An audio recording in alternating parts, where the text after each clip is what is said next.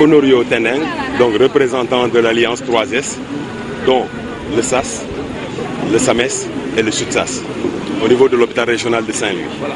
Aujourd'hui, vous avez tenu un sitting. Pourquoi?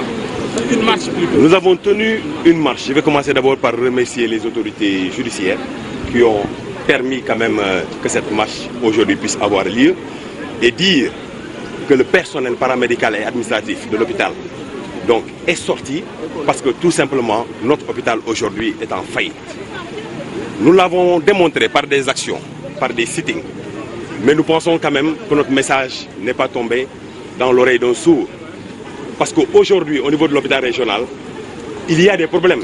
Mais je ne peux commencer donc sans remercier l'État du Sénégal. L'État du Sénégal qui a eu à octroyer 845 millions par le biais de la Banque mondiale, 365 millions de subventions, ça fait plus d'1 milliard. Donc pour aider le directeur actuel de pouvoir mettre de l'investissement dans cet hôpital pour que les travailleurs et les populations de Saint-Louis puissent se soigner correctement. Mais c'est le contraire qu'on a pu voir aujourd'hui. L'argent donc qui a été octroyé à cet hôpital a été dilapidé parce que tout simplement du matériel a été acheté.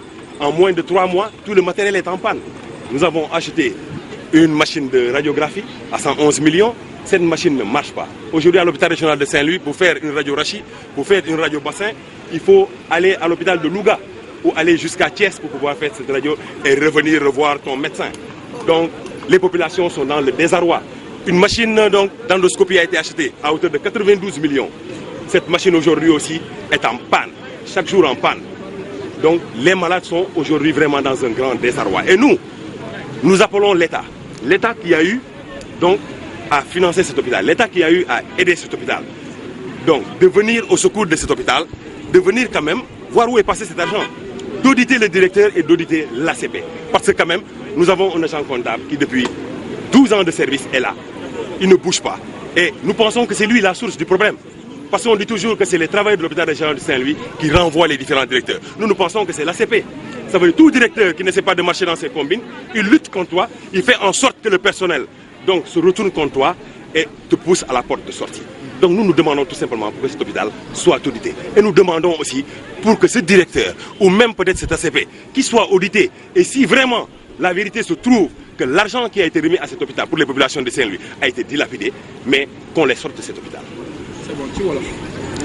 ci kaddu wolof tey waa hôpital ñoo génn personnel paramédical administratif mu nekk ñetti syndicat ñi nga xam ne mooy SAMES SUTSAS ak SAS ndaxte hôpital tey dañuy ñaxtu tey boo ñëwee hôpital mënoo faju rajo amul endoscopie amul amuñu radiologue amuñu ORL loolu directeur moo war a andi jumtukaay yooyu ñun ñu ngi remercier état du Sénégal ndaxte état du Sénégal daf ñu jox 845 millions teg ci 365 millions yi nga xam ne mooy subvention muy plus d'1 milliard mu ne hôpital jëlal lii nga jàppale si bopp jënd ay matériel ndax liggéey bi mën a soxeeku nga faj malade ndar yi mais ñun li ñu gis mooy contraire bi la ñu gis tey hôpital Saint-Louis dafa daanu boo xam ne ba nga xam ne mënuñu fay sax travailleurs yi dañuy dem ba le 20 hôpital ubbi na ñaari compte ci ay banques yoo xam ne yu ute leb fa plus de 90 millions ci banque bu nekk te loolu mënuñu ko commenter réforme hospitalière loolu daf ko tere réforme hospitalière nee na hôpital bu nekk benn banque ngay yor ñu mën a surveiller donc xaalis bi di dugg ak di génn ñu xam ne ci compte boobu lañ koy def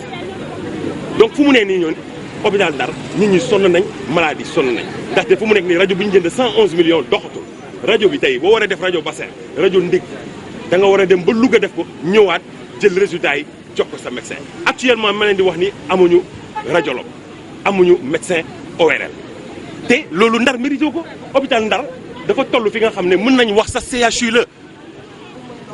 la hôpital universitaire la ndaxte tey am na faculté médecine mu am ay médecins yi xarañ ay professeurs yi xarañ ay internes yi xarañ ñi nga xam ne tey ñi ngi liggéey ci biir hôpital bi tey hôpital bi warul mën a daanu dafa war a mën a soxeeku waaye tey matériel bi ñu jënd noonu ak xaalis boobu yëpp matériel bi yëpp paat na kenn xamul te matériel yi bëri respecté wul cahier de charge yi li ñu waxoon jënd leen ko ñu dem jënd leneen rajo ak capteur la ñu waxoon rajo bi daal di ñëw sans capteur donc mu nekk ay problèmes yi nga xam ne ñun yooyu la ñu laaj directeur bi waaye bu ñu toogee directeur bi jéem ñu jaxase ak population yi di andi ay association diabétique association consommateurs yi yónniwuñu ko moom ci boppam lay wax parce que tout simplement dafa amel hôpital xaalis association dafa amel ay millions hôpital musul fay hôpital xaalis. léegi lu ngeen bëgg.